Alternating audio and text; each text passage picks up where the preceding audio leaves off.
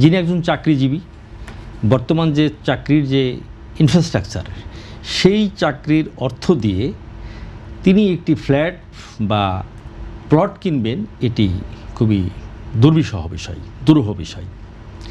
তাহলে তিনি কীভাবে কিনছেন?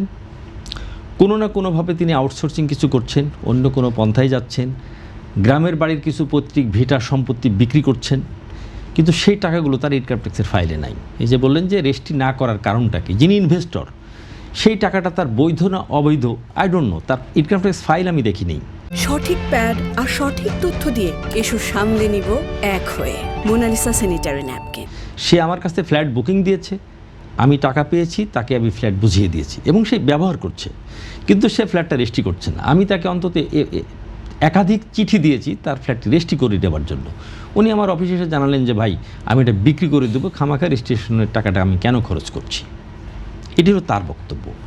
তাহলে আমাদের মাথায় রাখতে হবে, সরকারের কিছু নীতি অবশ্যই পরিবর্তন করতে হবে। যে বলছেন যে সাদা টাকা কালো টাকা, আরে ভাই সাদা টাকা কালো টাকা যখন আপনি রিজিট হচ্ছেন, টাকাটা তো আপনার দেশে থাকছে না, টাকাটা বাইরে পাচার হয়ে যাচ্ছে। তার মানে বাংলাদেশটা অর্থনৈতিক দিক থেকে ভেঙে পড়ছে। কিন্তু ইনভেস্টমেন্ট যদি আপনি করার সুযোগ দেন, ইনভেস্টমেন্ট করার সুযোগ দিলে সেই টাকা কিন্তু আপনার দেশে থাকলো, সেখানে আপনার লিঙ্কেজ ইন্ডাস্ট্রিগুলো ডেভেলপমেন্ট হলো, ব্যবসারা ভালো কিছু করলো। এটি হলো একটা বিষয়।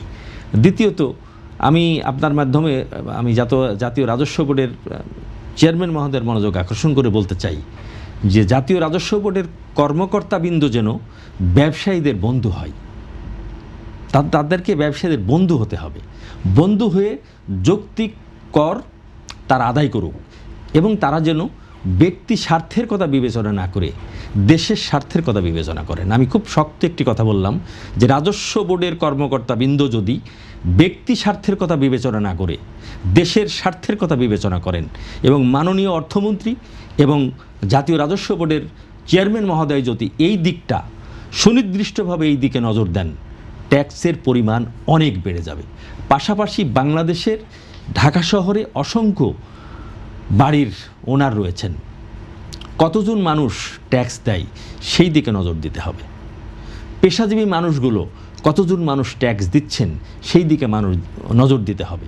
আনফর্চুনেটলি আমরা যারা ট্যাক্স দিচ্ছি, ভ্যাট দিচ্ছি, যত নিয়মকানুন এই মানুষগুলোর ক্ষেত্রেই প্রযোজ্য হচ্ছে।